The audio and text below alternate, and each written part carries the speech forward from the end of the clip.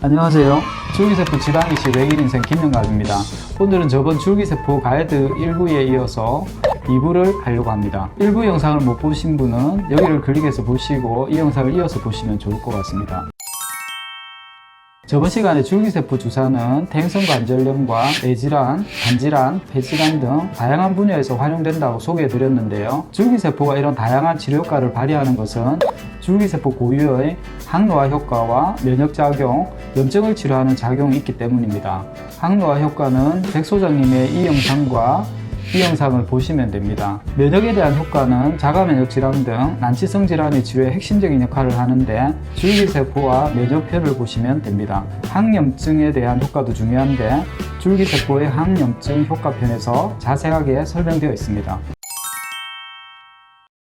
제가 저번 영상에서 혈액줄기세포에 대해 말씀드린다고 한 거 기억나시나요? 상담하러 오시는 분이 오해하기도 하고 헷갈리기도 하시는 것 같아 한 번 더 정리해 드리겠습니다. 먼저 줄기세포는 분류가 중요한데 줄기세포는 배아줄기세포, 역분화줄기세포도 있긴 하지만 이것은 병원에서 다룰 수 있는 분야는 아니고 국가 단위에서 다루어야 하는 큰 주제가 되는 거고, 저희가 하는 줄기세포는 성체줄기세포입니다. 성인의 몸에는 어디에나 줄기세포 있다고 했죠. 어른에 있는 세포니까 성체줄기세포라고 하는데 신경에 있는 신경줄기세포, 심장에 있는 심장줄기세포, 근육에 있는 근육줄기세포 등 우리 몸의 곳곳에 줄기세포가 있지만 줄기세포를 추출할 수 있는 곳은 세 가지 정도라고 했는데 기억나시나요? 네, 골수와 제대혈과 지방이라고 했습니다. 줄기세포는 어디서 추출하느냐가 중요한데 골수의 경우는 추출하기가 너무 힘들고 제대혈은 어릴 때 보관되어 있지 않은 경우가 많기 때문에 결국 양이 많고 추출하기 쉬운 지방이 줄기세포 치료의 대세가 된다고 말씀드렸죠. 간혹 혈액줄기세포에 대해서 말씀하시는 분이 있는데 혈액에서 줄기세포를 추출할 수 있다면 얼마나 간편하고 좋겠습니까마는 혈액의 경우는 줄기세포 양이 너무 극소량이라는 게 문제입니다. 거의 없다고 봐도 무방한데 얼마나 작은 양이냐면 골수나 제대혈처럼 배양을 하기도 힘들 정도로 작은 양입니다. 그래서 혈액에서 추출한 줄기세포는 임상적으로 의미가 없고요. 혈액의 경우는 오히려 PRP와 NK셀이 중요합니다. PRP가 줄기세포를 활성화시키기 위해서 줄기세포 시술할 때는 바늘갈씨처럼 따라다닌다고 했죠. PRP는 말 그대로 혈소판 농축액이니까 혈액 내 구성 성분인 혈소판에서 얻을 수가 있습니다. 그리고 요즘에는 면역세포인 NK셀이 각광을 받고 있죠. 그래서 암 환자의 경우 면역세포인 NK셀을 활용해 생존율을 높이거나 완치시키는 노력들을 하고 있는데 NK셀은 혈액 내의 백혈구에서 얻을 수 있습니다. 다시 본론으로 들어가서 줄기세포랑 PRP 만드는 법이 궁금하신 분들은 줄기세포 PRP 눈으로 직접 보여드린 편을 보시면 됩니다. 이렇게 만든 줄기세포는 객관적으로 그 수치를 확인하는 게 반드시 필요하겠죠. 그래서 줄기세포 시술을 한 후에는 총 세포수와 살아있는 세포수, 그 비율을 알려드립니다. 셀 카운트하는 방법에 대해서는 백 소장님의 이 영상과 이 영상에서 측정 원리와 해석하는 방법을 설명드렸습니다. 줄기세포를 필요할 때마다 지방에서 뽑으려고 하면 상당히 번거롭겠죠. 그래서 줄기세포를 추출하고 나면 냉동 보관하는 작업이 필요한데요. 여기서 한 가지, 지방을 보관하는 것과 줄기세포 자체를 냉동 보관하는 것은 다릅니다.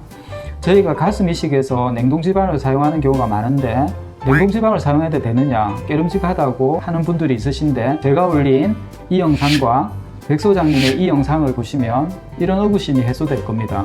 물론 지방이 없는 경우는 새로 뽑아서 이식을 해야 하지만 2차 이식 때 새로 흡입을 해야 하는 게 부담스러운 분이 많습니다.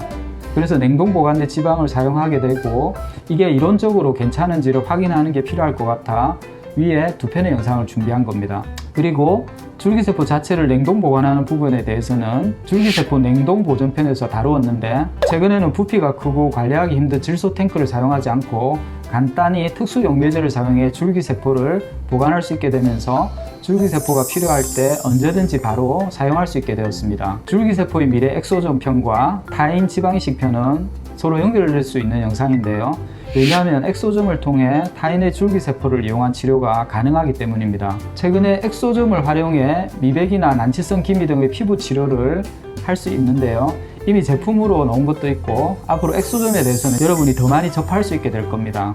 갈색지방, 백색지방 편도 흥미로운 영상인데 혹시 갈색지방을 이용해 비만을 치료한다는 이야기를 들어보셨나요? 갈색지방은 열생산 단백질을 많이 포함하고 있기 때문에 조만간 유아에 존재하는 갈색지방을 배양해서 비만을 치료하는 때가 올 수 있는데 여기에 대한 이론적인 배경을 제공하는 영상입니다.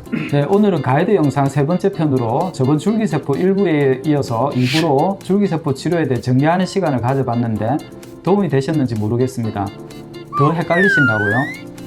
줄기세포 치료는 백 소장님의 영상도 있고 해서 내용이 많다 보니 부득이하게 2부로 나누었습니다. 혹시나 좀 더 자세한 내용이 필요하신 분은 홈페이지에 커뮤니티 내 줄기세포의 모든 곳에서 줄기세포 정맥주사를 비롯해 세 파트로 나누어서 160편 이상의 정리글과 제가 올린 칼럼이 있습니다. 내용이 다소 전문적일 수 있지만 줄기세포 관련 최신 저널이나 논문의 내용을 바탕으로 이론적인 내용을 다루고 있기 때문에 좀 더 심도 깊은 내용을 파악할 수 있으실 겁니다. 앞으로도 기회가 된다면 미흡하지만 줄기세포뿐만 아니라 엑소종, NK셀을 이용한 면역치료 등 앞으로 여러분들이 실제로 많이 접하게 될 내용들을 같이 알아보는 시간을 가지도록 노력하겠습니다. 영상 봐주셔서 감사드리고 또 다른 영상으로 인사드리도록 하겠습니다.